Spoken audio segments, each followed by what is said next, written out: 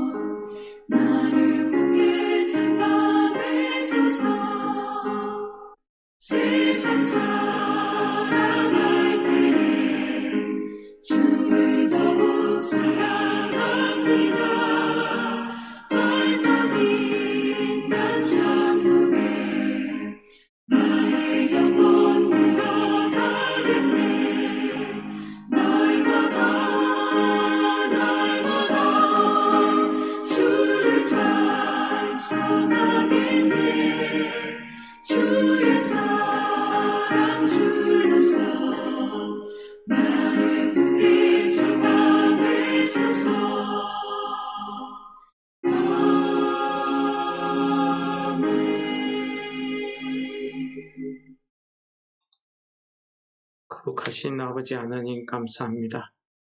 오늘 하루를 저희들에게 허락하시고 우리의 생명의 길을 인도하심을 감사합니다.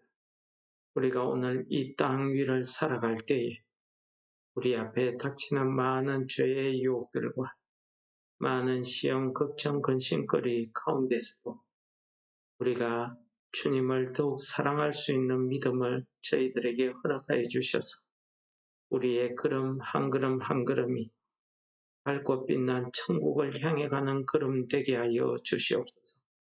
예수님 이름으로 감사 기도드립니다. 아멘.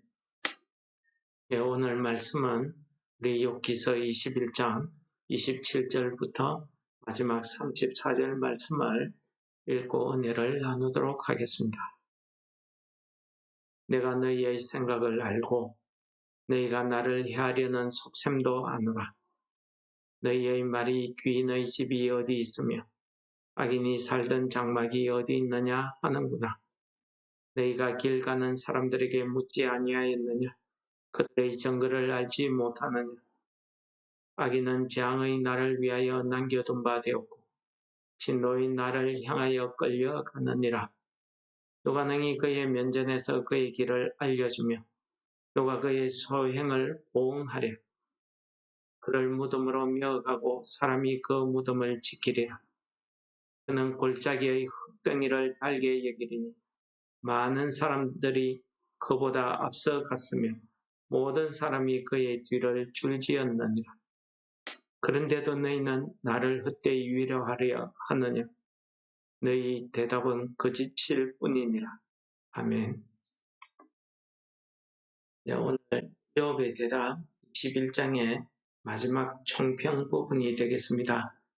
욥은 친구들이 제기하는 문제, 즉 악인은 하나님 앞에 징계를 받고 벌을 받아서 망한다 하는 그 문제에 대해서 이 땅에 그러한 일이 몇 번이나 있는지 너희들이 아느냐라고 물으면서 오히려 악인들이 이 땅에서 흥왕하며 그들이 평안을 누리며 그의 후손들은 영광을 누리는 그런 일들을 우리가 보지 않느냐. 심지어 아기는 평안히 살다가 죽을 때에도 평안히 죽더라 하는 것을 강조하면서 이 문제에 대해서 너희들의 말이 틀렸다고 이렇게 주장합니다. 두 번째는 또 어떻게 이야기합니다.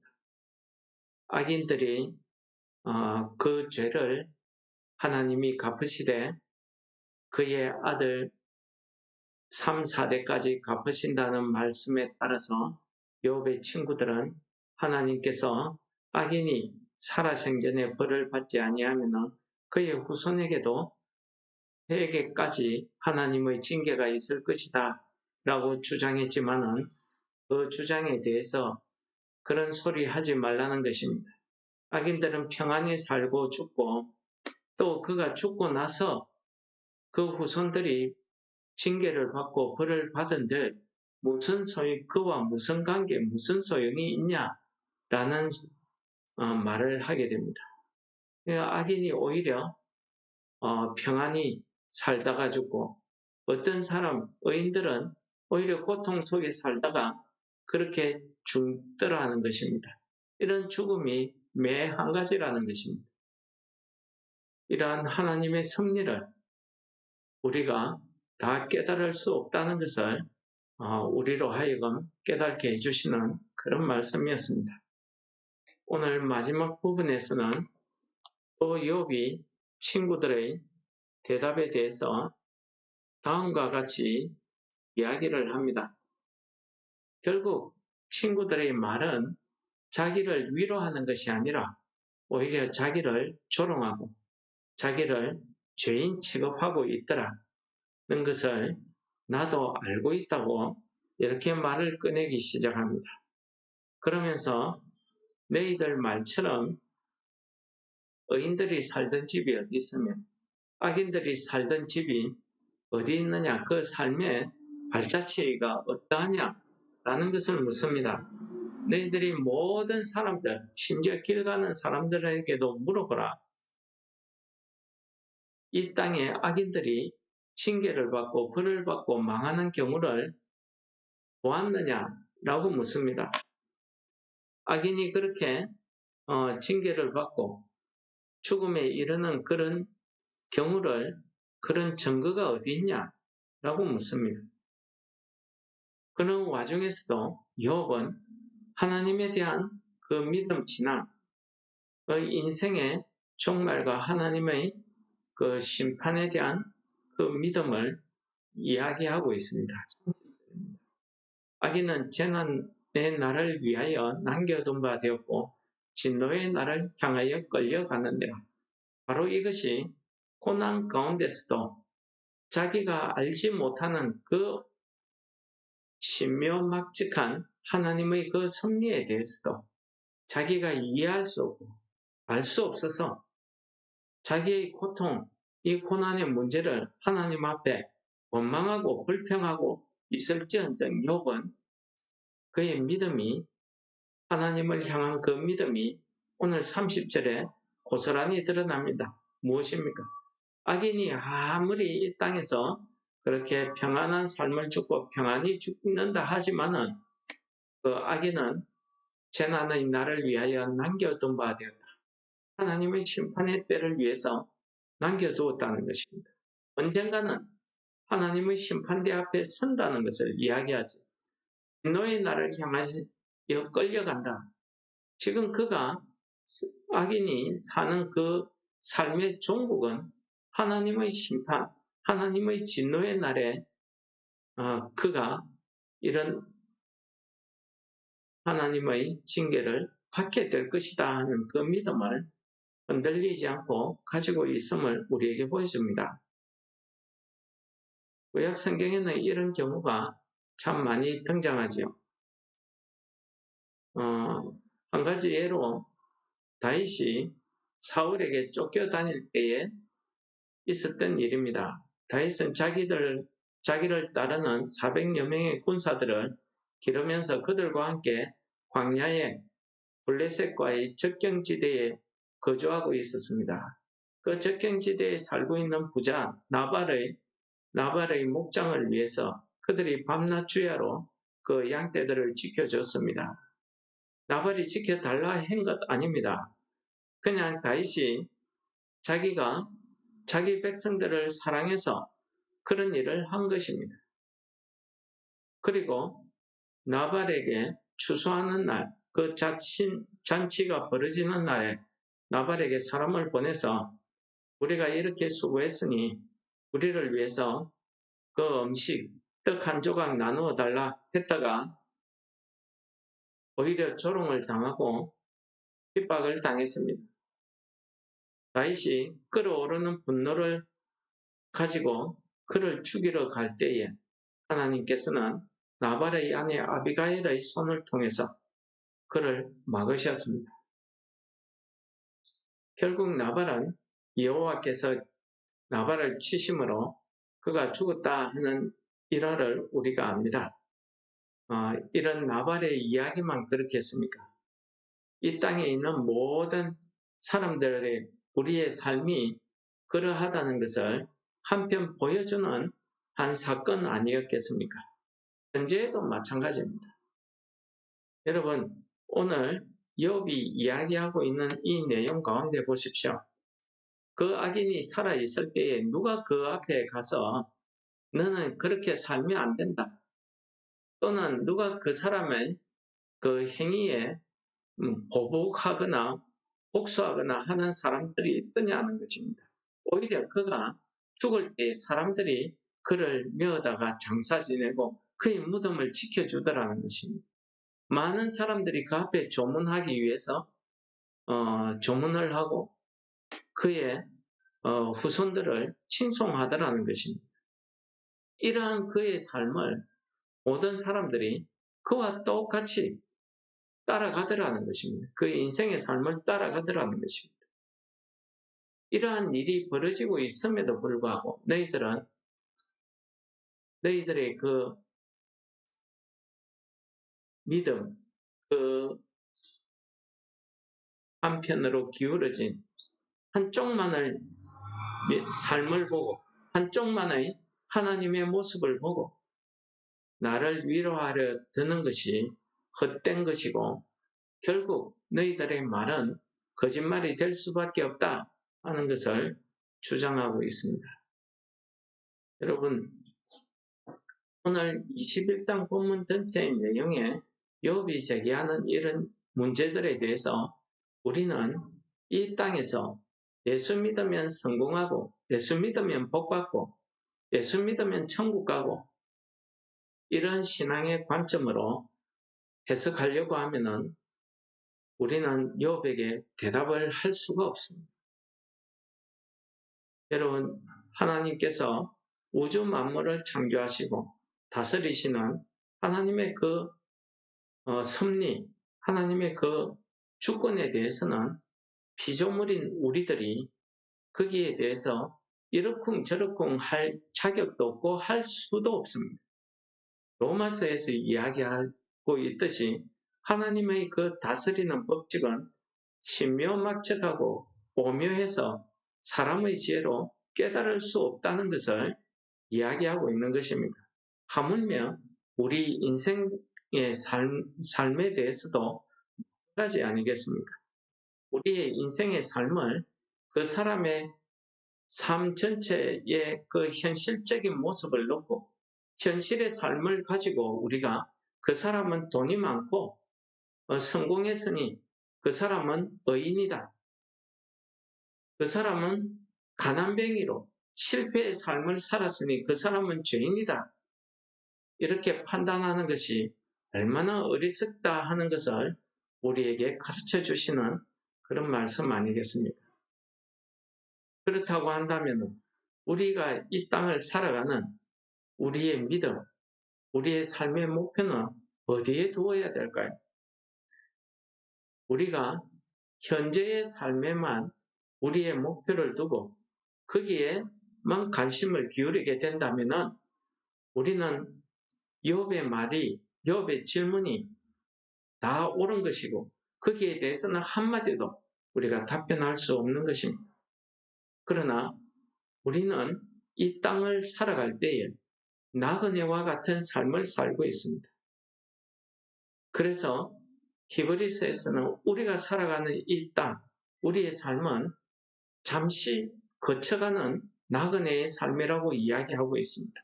우리가 거할 집은 영원히 우리가 거할 집이 있다 하는 사실을 우리에게 가르쳐 줍니다. 또한 예수님께서도 제자들에게 내가 너희들이 거처할 집을 마련하러 간다 라고 말씀하고 있습니다. 이 모든 말씀이 무엇입니까? 우리의 육신의 삶, 이 땅의 삶은 잠시 잠깐이요. 우리가 살아야 되는 영원한 삶의 터전, 삶의 집이 있다는 사실을 말씀하는 거 아니겠습니까? 그것을 성경은 영생이라고도 하기도 하고 하나님의 나라라 하기도 하고 구원이라고도 표현합니다. 여러분, 우리의 삶이 이렇게 하나님의 영원한 그 생명에, 영생에 우리의 삶의 목표를 두고 우리의 삶의 소망을 거기에 둔다고 하면은 우리는 이 땅의 삶이 어떠하냐에 문제가 있는 것, 초점이 있는 것이 아니라 우리가 어떻게, 무엇을 목표로 살아야 되는가 하는 것을 깨닫게 해주시는 것입니다. 하나님께서 욥에게 이러한 이 땅에서 잠시 잠깐의 고난을 주시는 이유는 무엇입니까? 그것은 욥으로 하여금 하나님의 사랑이 어떠함을, 하나님의 그 은혜가 어떠함을, 긍휼하심을 깨달아서 하나님 앞으로 한 걸음 더 나아오기를 바라시는 하나님의 뜻이었습니다. 요한복음 3장 36절은 우리에게 이렇게 이야기합니다. 아들을 믿는 자에게는 영생이 있고 아들에게 순종하지 아니하는 자에게는 영생을 보지 못하고 오히려 하나님의 진노가 그 위에 머물러 있느니라 라고 말씀하십니다. 이게 무슨 말씀입니까? 하나님의 그 사랑의 실체 예수 그리스도를 우리가 믿음으로 영생, 구원 얻는다는 사실을 이야기하고 있는 것입니다. 그 예수 그리스도를 믿지 않는다는 것은 바로 하나님을 순종하지 않는 것이었고, 이 하나님 생명의 권원이신 하나님을 순종하지 않는 것은 우리가 영생을 얻지 못하고 오히려 하나님의 진노가 그 위에 있다는 사실입니다. 그것이 현재 삶에도 나타나기도 하고 또 부자와 나사로의 이야기처럼 우리가 죽은 이후에도 나타나기도 하는 것입니다. 우리 각자는 각자의 죄에 의해서 값을 받는 것이지 나의 죄 때문에 내 자녀가 벌을 받고 하는 일은 없다는 사실을 성경이 이야기하고 있는 것입니다. 그러므로 우리는 이 땅에서 삶이 어떠하며 이것 가지고 예수 잘 믿고 예수 못 믿고를 평가해서는 우리의 믿음이 욥의 친구들처럼 왜곡된 그런 믿음을 가지고 있다고 말씀드릴 수 있겠습니다. 오늘 이 말씀을 통해서 우리는 하나님께서 나의 생명으로 주신 주 예수 그리스도를 믿는 그 믿음으로 우리가 영생을 얻으시는 성도 여러분들 다 되시기를 축원합니다. 그런 사람들은 이 땅의 삶이 오히려 하나님의 사랑을 드러내며 하나님의 뜻을 이루어가는 삶의 목표를 두고 그러한 삶을 살기 위해서 노력할 뿐이지 우리가 이 물질적으로 세상적으로 성공하고 실패하고의 그 초점을 두지 않더라는 것입니다. 오늘 하루도 하나님의 뜻을 깨달아 알아서 하나님의 뜻대로 인도하심을 받는 우리 성도 여러분들 되시기를 축원합니다. 우리 말씀을 묵상하시면서 우리 같이 기도하시겠습니다.